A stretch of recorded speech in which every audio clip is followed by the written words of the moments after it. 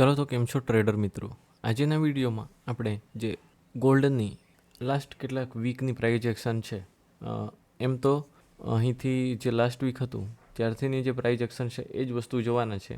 Market થોડું accumulate કરતું છે, બટ આવા એક્યુમ્યુલેટ કરતા માર્કેટને આપણે કેવી રીતે અન્ડરસ્ટેન્ડ કરી શકીએ એના વિશે આપણે થોડી વાત કરવાના છે. એન્ડ 4 આવરમાં જે મેં સ્ટ્રક્ચર મેપિંગ કર્યું છે એના વિશે આપણે થોડી વસ્તુઓ જાણવાના છે. તો ચાલો કોઈપણ ટાઈમ વેસ્ટ વગર આજના વિડીયોને સ્ટાર્ટ કરીએ. જો તમે ચેનલ પર નવા હો તો ચેનલને સબસ્ક્રાઈબ કરજો, વિડીયોને લાઇક કરજો. કેમ? કારણ કે આ ચેનલ પર ફોરેક્સ ટ્રેડિંગના રિલેટેડ વિડીયો આવતા હોય છે. તો ચાલો આપણે સ્ટાર્ટ કરીએ. તો સૌથી પહેલાં તો આપણે જે આપણો નરેટિવ છે, જે નરેટિવ બિલ્ડ કરવાનો હોય છે, તો એ વસ્તુ કરીએ. તો અહીંથી તમે જોઈ શકો છો આપણે સોલેલી 4 આવરની પ્રાઇસ એક્શન પર ફોકસ કરીશું, કારણ કે અત્યારે થોડું માર્કેટ કન્સોલિડેશન ફેઝમાં છે. સો આપણે ટેક ડાઉન સાઇડની રેલી આપણને ડેલીની ટાઈમ ફ્રેમમાં આપી એન્ડ ત્યારબાદ માર્કેટ એક ઉપરની ડિરેક્શનમાં મૂવ કરતું છે. માર્કેટે એક હાયર હાઈ એન્ડ હાયર લો બનાવ્યો છે એન્ડ ત્યારબાદની આ પ્રાઇસ એક્શન છે. આવું તમે સમજો. તો અહીં તમે જોશો તો અહીં માર્કેટે હાઈ બનાવ્યો એન્ડ ત્યારબાદ થોડું નીચે આવ્યું. અહીં તમે ઇમ્બેલેન્સ જોઈ શકો છો. એન્ડ ત્યારબાદ થોડી વાર આ ભાગમાં એક્યુમ્યુલેટ કર્યા બાદ માર્કેટે થોડું મોમેન્ટમની સાથે બ્રેકઅપ સ્ટ્રક્ચર આપ્યું, જેનાથી આ એક ઇન્ટરનલ સ્ટ્રક્ચર બ્રેક થયું એની સાથે સાથે આ એક એક્સટર્નલ સ્ટ્રક્ચર ઉપરની ડિરેક્શનમાં બ્રેક થયું.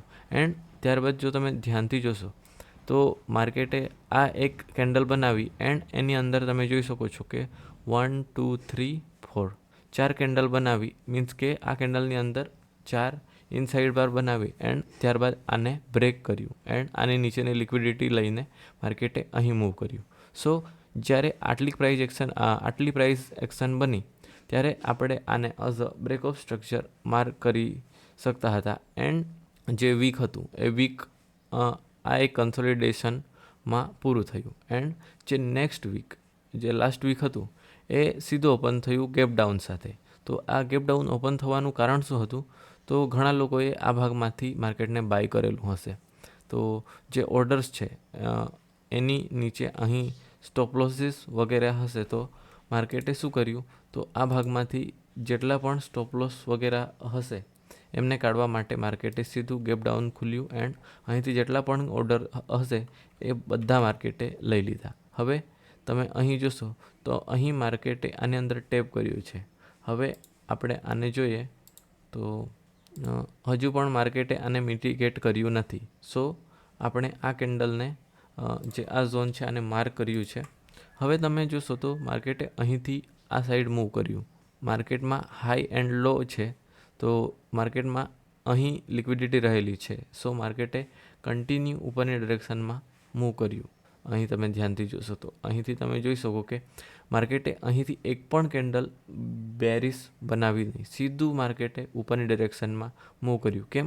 કારણ કે અહીં માર્કેટે તમે જોશો તો અરાઉન્ડ 2 દિવસ એન્ડ 16 આવર માટે અહીં કન્સોલિડેટ કર્યું છે. એન્ડ વીકેન્ડ હતા. સો બની શકે કે વીકેન્ડમાં કોઈ ન્યૂઝ આવી હોય તો એના કારણે પણ માર્કેટ ગેપ ડાઉન ખુલ્યું હોય એન્ડ પછી ઉપર ગયું હોય.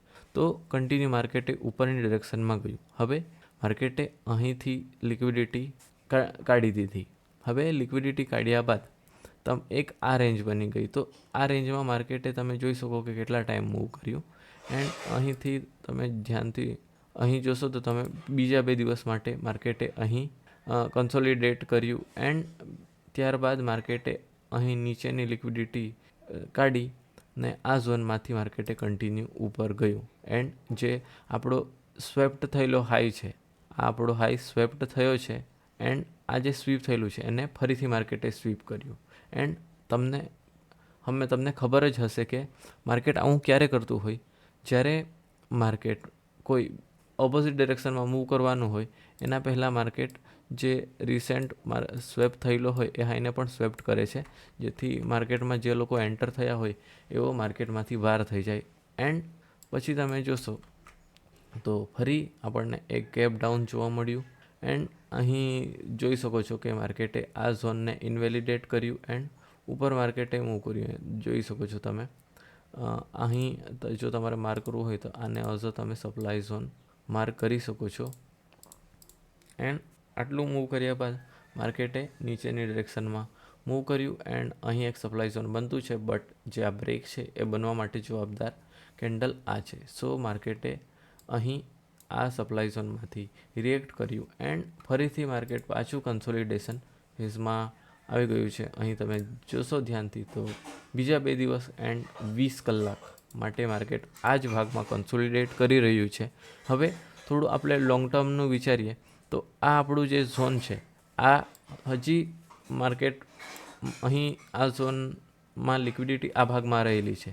જો માર્કેટે ઉપરની ડિરેક્શનમાં કન્ટિન્યુ કરવું હોય તો પહેલાં માર્કેટે અહીંથી આવવું પડે એન્ડ આને નીચેની લિક્વિડિટી લેવી પડે એન્ડ ધેન માર્કેટ અહીં ઉપર કન્ટિન્યુ કરી શકે છે.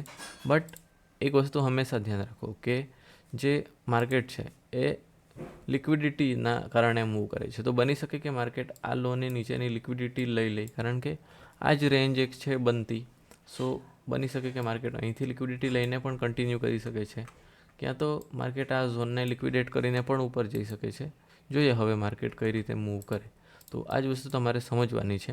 જે વસ્તુ તમને અહીં દેખાતી છે, જો અહીં તમે જોઈ શકો છો કે માર્કેટે પહેલાં આને સ્વીપ કર્યું, આ સ્વીપ છે આને ફરીથી સ્વીપ કર્યું એન્ડ ઉપરની ડિરેક્શનમાં મોટો મૂવ આપ્યો. તો સેમ એ જ વસ્તુ અહીં પણ માર્કેટે કરી છે કે માર્કેટે આ જે હાઈને સ્વેપ કર્યો એન્ડ ફરીથી આને સ્વેપ કર્યો. અહીં તમે નીચે જોશો તો પહેલાં આને સ્વીપ કર્યું એન્ડ ફરી આને સ્વીપ કર્યું એન્ડ જતું રહ્યું. સેમ એવી જ રીતે જે આ ઝોન છે એને માર્કેટે અહીં એકવાર સ્વીપ જે તમે આ જોઈ શકો છો કે આ લોને માર્કેટે એકવાર સ્વીપ કર્યું છે. તો બની શકે કે માર્કેટ પાછું નીચે આવે એન્ડ આને સ્વીપ કરે એન્ડ પછી ઉપરની ડિરેક્શનમાં જતું રહે. અહીં પોસિબિલિટી તો ઘણી બધી છે, બટ જે રીતે પ્રાઇઝ એક્શન બનતી છે, જે રીતે લિક્વિડિટી બિલ્ડઅપ થતી છે તે હિસાબે તો એવું જ હું કહી શકું કે એકવાર માર્કેટ અહીંથી લિક્વિડિટી લઈ એન્ડ પછી ઉપરની ડિરેક્શનમાં કન્ટિન્યુ કરી શકે છે. બની શકે કે માર્કેટ અહીં આપણને મૂવ આપે એન્ડ નીચે પણ કન્ટિન્યુ કરી શકે છે, બટ અહીંથી લિક્વિડિટી લઈએ તો ચાન્સીસ હાઈ છે કે માર્કેટ ઉપરની ડિરેક્શનમાં જાય, કારણ કે અહીંથી લિક્વિડિટી બિલ્ડઅપ થઈ રહ્યું છે. તો હોપ કે આજનો જે વિડીયો છે એ તમને ઇન્ફોર્મેટિવ લાગ્યું હોય. વિડીયો થોડું નાનું છે, બટ આની અંદર આપણે જે લાસ્ટ કેટલાક વીકની ગોલ્ડની પ્રાઇઝ એક્શન છે એને આપણે એના વિશે થોડી વાત કરી એન્ડ કેવી રીતે તમે આવી પ્રાઇઝ એક્શન, ચોપી પ્રાઇઝ એક્શનને ટ્રેડ કરી શકો છો એના વિશે વાત કરી. તો આ જ હતું આજના વિડીયોમાં. જો તમને વિડીયો ગમ્યું હોય તો વિડીયોને લાઇક કરજો, ચેનલને સબસ્ક્રાઈબ કરજો. બાકી આપણે મળીએ એક નવા વિડીયોમાં. Thank you.